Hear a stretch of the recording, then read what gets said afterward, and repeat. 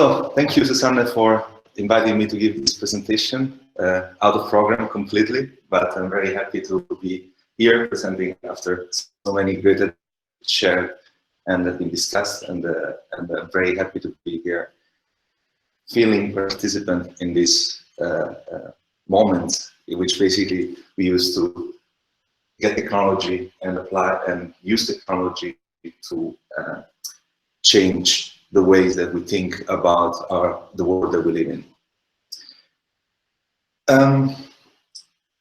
There is something about the world that we live in, and it's the economy that is being used at this moment, the market economy, where we measure success with profit. We have a direct link between profit and success, and where the economy is built on growth and consumption.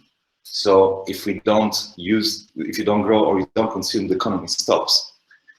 An economy that does not consider the amount of resources that we're using, and makes us all work into silos, where everybody tries to protect their own intellectual property and tries to keep things for themselves, and that generates a competitive environment. And for the ones that succeed, of course, the economy works. It works very well because it increases the standard of living. But that's not for everybody, and we all know that that's the case. So how do we use technology to transition from an economy like that to an economy that does not create inequality, that does not create environmental damage, does not exceed the planetary boundaries that we do live in one rock, and we don't have limited amount of resources. And basically, how do we use technology to transition to a system that has become holistic and consider Earth as a one single rock, and where we live on top of, and yet manages to higher standard of living for everybody living on it. So there was also before the quote from Buckminster Fuller that we can try to fight the system as that it exists, but if you try to fight it, you are just trying to fix one of the components. Well, it's a system, so you need to change the system as a whole. You cannot just fight and try to adjust bits and pieces and hope that things will change. The same system will just generate just the same problems all over again. And if you say you cannot fish that fish, is illegal, but if that fish is rare, that means you will get more money to get it, so you actually incentivize it. So what we need to do is to create a different system, a system that is can coexist, and then people have the choice, a choice to switch to that system. So if we have to rebuild a system like this, we will have to focus on the human needs. And also we talked about this before. So I feel a lot of synergy with these projects and the talks of today. To focus on so this is the Maslow pyramid of needs, where we have at the basic the physiological needs, and all the way up to self-actualization. We provide a system that at least is able to provide for the basic, but what we suggest is to add one more layer to the human needs. That's the internet layer. Us to exchange information and provides an infrastructure to be connected as a civilization. As quick there, it seems more important than food. It is, because it is. You know why? It is more important than food, because internet you can get food. Yeah, but that's a few months ago we had a background crisis for the literature. This is Facebook saying, "Here's my Devcon address." He said, boom, you know, I got thousands of dollars for that within a few seconds. You know, internet was my way to survive. I could not have survived actually without internet or Facebook. It is a fundamental. Fucking startup, right? These things happen. There are cash ups and cash downs, you know? Yeah. And remember our cash downs? We'll leave. Thank you, well, that's, not comforting, but, no. But anyways, yeah, so muscle disparity, I think actually, it resonates so much because actually internet, that's the base thing of humanity.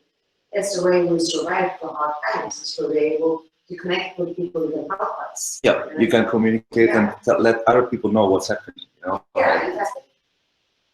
It's a communication thing. It's a communication, and it's what binds us all together into a new network. So now we have a grid of, before it was a computer. Now we suggest to just consider it as a grid of people, where every person can basically think about it. What we did once the internet was created, we just had this kind of model of how things work. So I have a store, and then there is the internet, and then we move the store into the internet. So nothing really changed, but we can actually do something different. Now, if you think that we are this person here in the middle, and we want to advertise, we want to sell our product, I need to tell to everybody, hey, here's what I do. This is my business. And all the people around, so this is like kind of an advertisement. Now, if you move the store on the internet, it's the same thing. We need to get somebody to get the people into our store online. And then, of course, we need to pay for advertisement. We need to put it on Google. And that's why Google is one of the biggest companies. Can we do it in a different way? The idea is that we can actually ask the people what they want, or the people can ask what they want. At that point, and we can store that request, we can store it on the blockchain.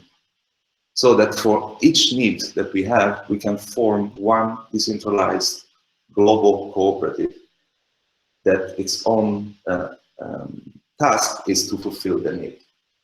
So if you have transportation, you will access the transportation network. If you want pizza, you will access the pizza network. If you want babysitter, you will access the babysitter network.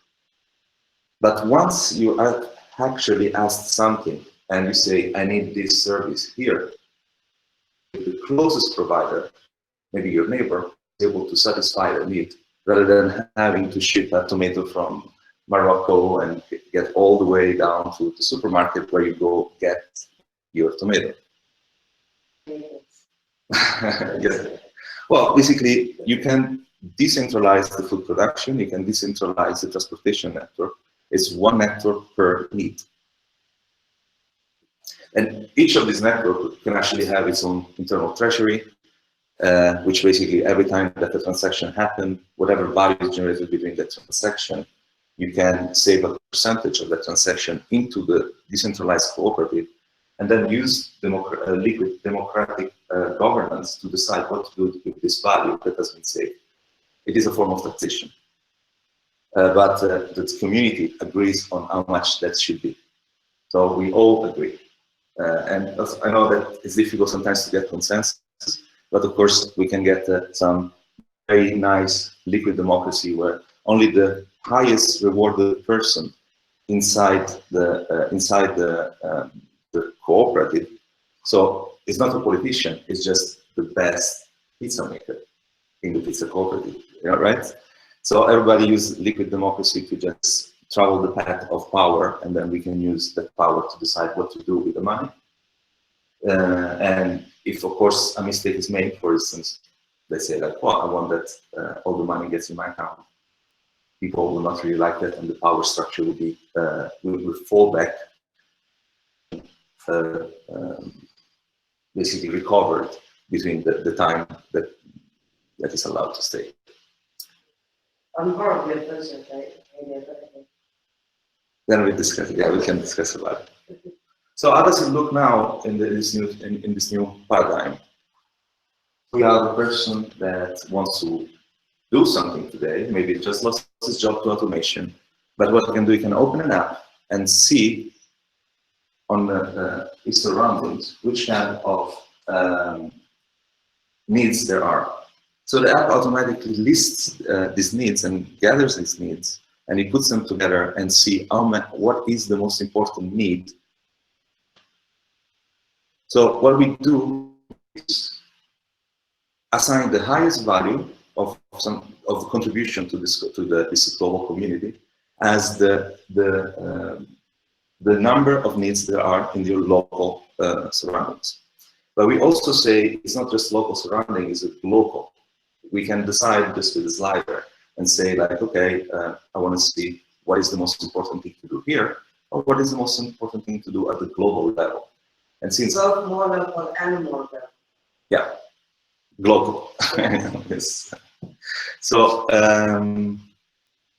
in this way, you can really decide, and you can decide every day what it is that you're going to do.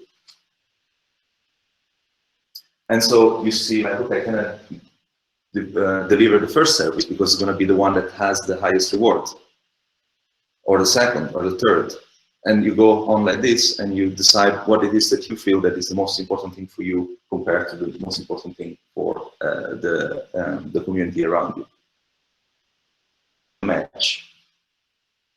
You do provide that service, and that service, the person on the other hand gives you back reputation. So you keep doing this thing over and over, so you serve more people, more services, and you actually, what you obtain is meeting your neighbor. You really reconnect with the closest peers, because that's how you're going to get selected to do the service. It's actually because you're close. So if somebody wants a vegetator, he wants it from his neighbor, not from somebody that you don't know where it's from or just showed up. Same thing with and if you are providing services to your neighbor, you would make sure that you don't try to screw it over. You live in the same environment, and you want really to achieve the best and give the best to your neighbor, and at the same time, your neighbor can always come to see your plantation and say, like, are you actually biological? So it's just a way to reconnect with each other. And as long as you keep delivering the good services, you're actually building an online identity. So when there is a new, you can also verify it, indeed, with multiple peers, with a proof of identity, or we can even get some government to just say, like, well, we do recognize that this ID corresponds to this passport, so you can make a match. So you get more and more trust into the identification. And whenever you try to access a new service, the people will not look at the fact that you do not have votes or scores or reputation on that service specifically, but the fact that you have been performing quite well on the other services. So you can extend the network of trust to be able to serve different needs.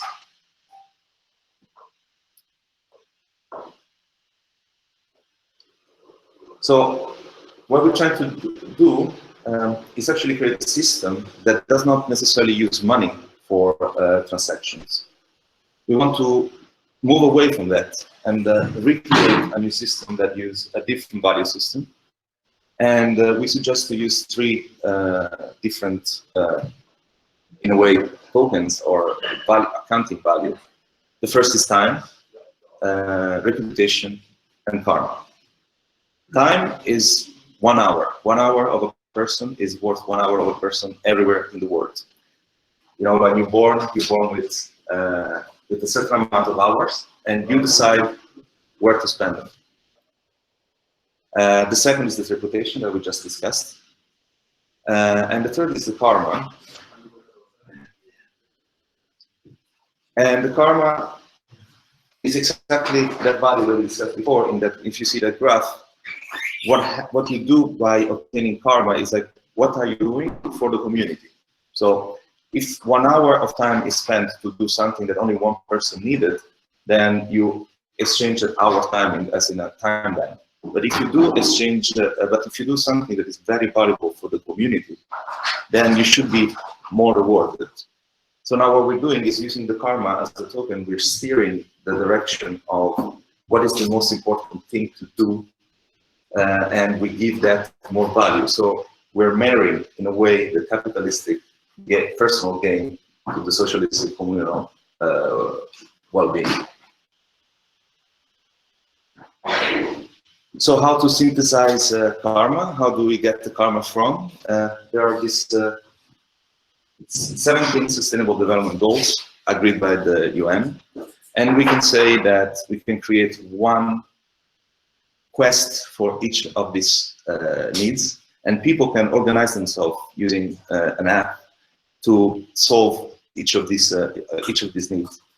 And whenever the community decides that a proposal is worth it, and it sounds like it's a promising proposal for satisfying one of these needs, of these global challenges, then automatically value is created automatically from the system.